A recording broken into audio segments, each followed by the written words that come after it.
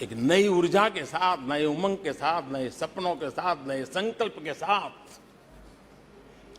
आगे बढ़ने के लिए कदम उठा लेता है।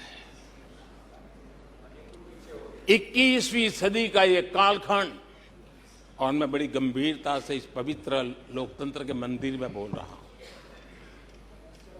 और लंबे अनुभव के बाद बोल रहा हूं कि ये कालखंड, सदी का ये वो कालखंड है जो भारत के लिए हर सपने सिद्ध करने का अवसर हमारे चरण पे। और हम सब ऐसे टाइम पीरियड में हैं, चाहे हम हैं, चाहे आप हैं, देश के कोटि कोटि जन है, ये टाइम पीरियड बहुत अहम है, बड़ा महत्वपूर्ण है बदलते हुए विश्व में। और मैं इन शब्दों को भी बड़े विश्वास से कहना चाहता हूं कि ये कालखंड जो घड़ेगा उसका प्रभाव इस देश पर आने वाले 1000 साल तक रहने वाला है। 140 करोड़ देशवासियों का पुरुषार्थ इस कालखंड में अपने पराक्रम से, अपने पुरुषार्थ से, अपनी शक्ति से, अपने सामर्थ्य से जो करेगा वो आने वाले 1000 साल की मजबूत नींव रखने वाला है। और इसलिए इस कालखंड में हम सबका बहुत बड़ा दायित्व है, बहुत बड़ी जिम्मेवारी है हमारी। और ऐसे समय हम सबका एक ही फोकस होना चाहिए, देश का विकास, देश के लोगों के सपनों को पूरा करने का संकल्प, और उस संकल्प को सिद्धि तक ले जाने के लिए जी जान से जुट जाना, यही समय की मांग है। 140 करोड़ देशवासी, इन भारतीय समुदाय की सामूहिक ताकत हमें उस ऊंचाई पर पहुंचा सकती है। हमारे देश की युवा पीढ़ी का सामर्थ्य, आज विश्व ने उनका लोहा माना हुआ है, हम उन पे भरोसा करें। ये हमारी युवा पीढ़ी भी जो सपने देख रही हैं, वो सपनों को संकल्प के साथ सिद्धि तक पहुंचाने का सामर्थ्य रखती हैं। और इसलिए माननीय अध्यक्ष जी, 2014 में 30 साल के बाद देश की जनता ने पूर्ण बहुमत की सरकार बनाई और 2019 में भी उस ट्रैक रिकॉर्ड को देख करके उनके सपनों को संजोने का सामर्थ्य कहां है, उनके संकल्पों को सिद्ध करने की ताकत कहां पड़ी है, वो देश भली भांति पहचान गया। और इसीलिए 2019 में फिर एक बार हम सबको सेवा करने का मौका दिया और अधिक मजबूती के साथ दिया। आदरणीय अध्यक्ष जी, इस सदन में बैठे हुए प्रत्येक व्यक्ति की जिम्मेदारी है कि वो भारत के युवाओं के सपनों को, उनकी महत्वाकांक्षाओं को, उनकी आशा अपेक्षा के मुताबिक वो जो काम करना चाहता है उसके लिए हम अवसर दें। सरकार में रहते हुए हमने भी इस दायित्व को निभाने का भरपूर प्रयास किया है। हमने भारत के युवाओं को घोटालों से रहित सरकार दी है।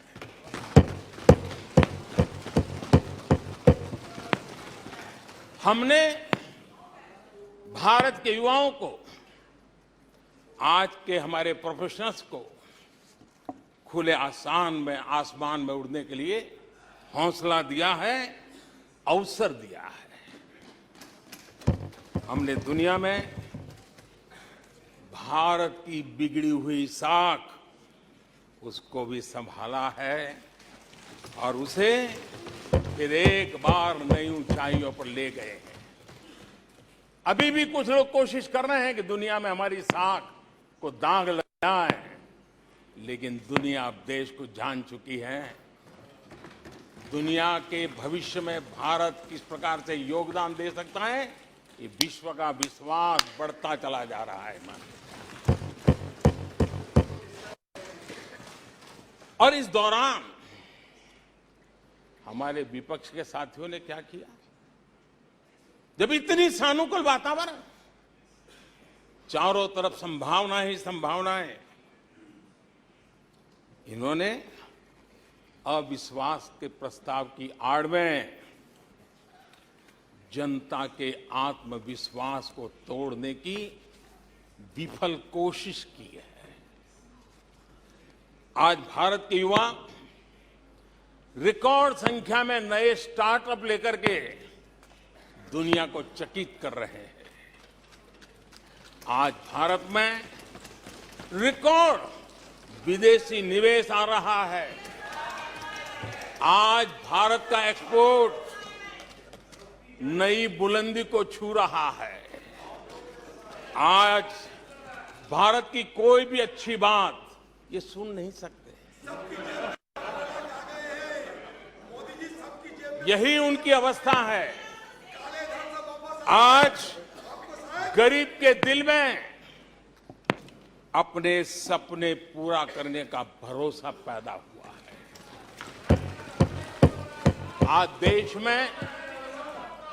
आज देश में गरीबी तेजी से घट रही है। नीति आयोग के रिपोर्ट के अनुसार पिछले 5 साल में 13.5 करोड़ लोग गरीबी से बाहर आए हैं। आदरणीय अध्यक्ष जी,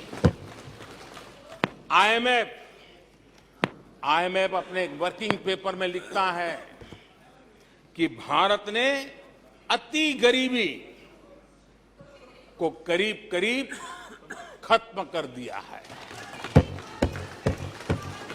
आईएमएफ ने भारत के डीबीटी के और दूसरे हमारे सोशल वेलफेयर स्कीम के लिए आईएमएफ ने इसे कहा है, ये लॉजिस्टिकल मार्वल है। आदरणीय अध्यक्ष जी, डब्ल्यूएचओ ने कहा है, आदरणीय अध्यक्ष जी, वर्ल्ड हेल्थ ऑर्गेनाइजेशन ने कहा है कि जल जीवन मिशन के जरिए भारत में 4 लाख लोगों की जान बच रही है। ये 4 लाख कौन है? मेरे गरीब, पीड़ित, शोषित, वंचित परिवारों के मेरे स्वजन है। हमारे परिवार के निचले तबके में जिंदगी गुजारने के लिए जो मजबूर हुए, उनके जन हैं। ऐसे 4 लाख लोगों की जान बचने की बात डब्ल्यूएचओ कह रहा है। माननीय अध्यक्ष जी, डब्ल्यूएचओ स्वच्छ भारत अभियान का एनालिसिस करके के कहता है कि स्वच्छ भारत अभियान से 3 लाख लोगों को मरने से बचाया गया है। आदरणीय अध्यक्ष जी, भारत स्वच्छ होता है, 3 लाख लोगों की जिंदगी बचती है। 3 लाख है कौन? वही झुग्गी झोपड़ी में जिंदगी जीने के लिए जो मजबूर है, जिनके लिए अनेक कठिनाइयों से गुजारा करना पड़ता है। मेरे गरीब परिवार के लोग हैं, शहरों की बस्तियों में गुजारा करने वाले लोग, गांव में जीने वाले लोग हैं और वंचित तबके के लोग हैं जिनकी जान बची है। यूनिसेफ ने क्या कहा है? यूनिसेफ ने कहा है कि स्वच्छ भारत अभियान के कारण हर साल गरीबों के 50,000 रुपये बच रहे हैं। ये लेकिन भारत की इन उपलब्धियों से कांग्रेस समेत विपक्ष के कुछ दलों को अविश्वास है। जो सच्चाई दुनिया दूर से देख रही है, ये लोग यहां रहते हैं दिखती नहीं है।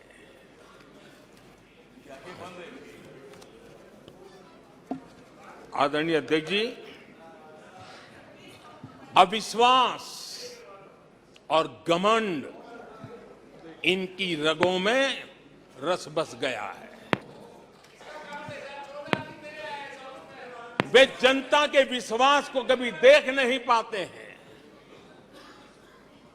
अब ये जो शुतुरमुर्ग अप्रोच है, इसके लिए तो देश क्या कर सकता है। आदरणीय अध्यक्ष जी,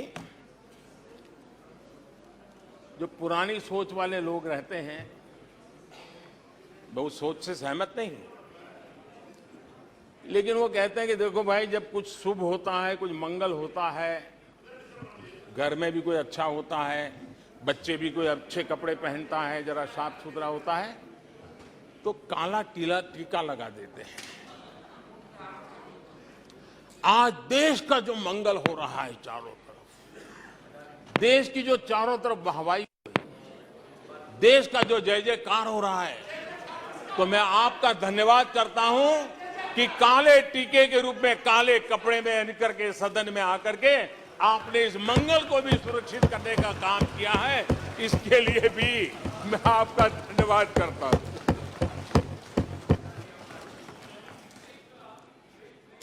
आदरणीय अध्यक्ष जी,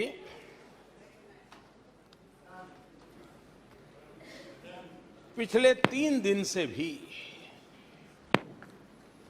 हमारे विपक्ष के साथियों ने जी भर करके, डिक्शनरी खोल खोल करके जितने अपशब्द मिलते हैं ले आए हैं, जितने अपशब्दों का उपयोग कर सकते हैं भरपूर, पता नहीं कहां कहां से ले आते हैं।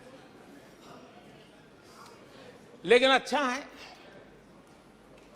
थोड़ा मन का गुबार उनका निकल गया होगा, थोड़ा मन हल्का हुआ होगा, इतने अपशब्द बोल दिए हैं तो। और वैसे तो ये लोग मुझे दिन रात कोसते रहते हैं, उनकी ये फितरत है। और उनके लिए तो सबसे प्रिय नारा क्या है? मोदी तेरी कब्र खुदेगी। मोदी तेरी कब्र खुदेगी, मोदी तेरी कब्र खुदेगी, ये इनकी पसंदीदा नारा है। लेकिन मेरे लिए इनकी ये गालियां, ये अपशब्द, ये अलोकतांत्रिक भाषा, मैं उसका भी टॉनिक बना देता हूं।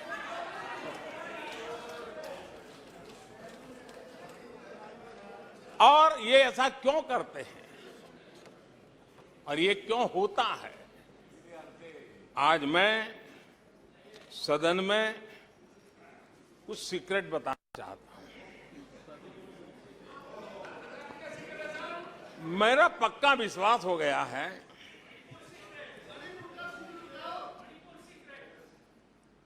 कि विपक्ष के लोगों को एक सीक्रेट वरदान मिला हुआ है। हाँ,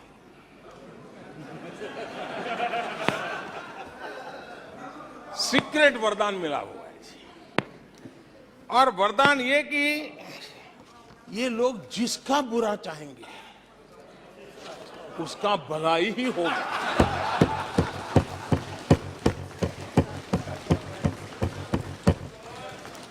एक उदाहरण तो आप देखिए, मौजूद है। 20 साल हो गए, क्या कुछ नहीं हुआ, क्या कुछ नहीं किया गया, लेकिन भलाई होता गया। तो आपको बड़ा सीक्रेट वरदान है जी। और मैं 3 उदाहरण से ये सीक्रेट वरदान को सिद्ध कर सकता हूं जी। आपको ध्यान होगा कि इन लोगों ने कहा था बैंकिंग सेक्टर के लिए, बैंकिंग सेक्टर डूब जाएगा, बैंकिंग सेक्टर तबाह हो जाएगा, देश खत्म हो जाएगा, देश बर्बाद हो जाएगा, न जाने क्या क्या कहा था। और बड़े बड़े विद्वानों विदेशों से ले आते थे, उनसे कहलवाते थे। ताकि उनकी बात कोई न माने तो शायद उनकी मान ले।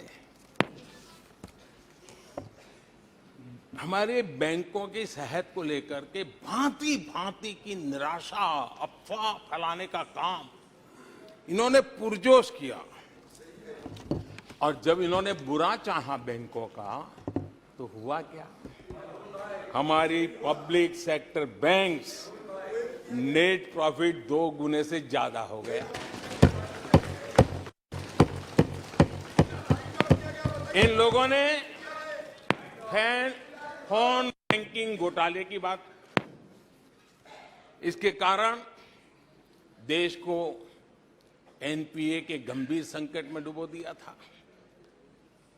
बीते दिनों की बात हो रही है, लेकिन आज जो उन्होंने एनपीए का अंबर लगा के गए थे, उसको भी पार कर करके हम एक नई ताकत के साथ निकल चुके हैं। और आज सुबह निर्मला जी ने विस्तार से बताया है कि कितना प्रॉफिट हुआ है। दूसरा उदाहरण, हमारे डिफेंस के हेलीकॉप्टर बनाने वाली सरकारी कंपनी HAL, ये HAL को लेकर के कितनी भली बुरी बातें इन्होंने करी थी। क्या कुछ नहीं कहा गया था HAL के लिए, और इसका दुनिया पे बहुत नुकसान करने वाली भाषा का प्रयोग किया गया था। और HAL तबाह हो गया है, HAL खत्म हो गया है। भारत की डिफेंस इंडस्ट्री खत्म हो चुकी है। ऐसा न जाने क्या क्या कहा गया था HAL के लिए। इतना ही नहीं, जैसे आजकल खेतों में जाकर के वीडियो शूट होता है, मालूम है ना? हाँ, खेतों में जाकर के वीडियो शूट होता है ऐसे लगा कर। हाँ, वैसा ही उस समय HAL फैक्ट्री के दरवाजे पर मजदूरों की सभा करके वीडियो शूट करवाया गया था और वहां के कामगारों को भड़काया गया। अब तुम्हारा कोई भविष्य नहीं है, तुम्हारे बच्चे मरेंगे, भूखे मरेंगे, HAL डूब रहा है।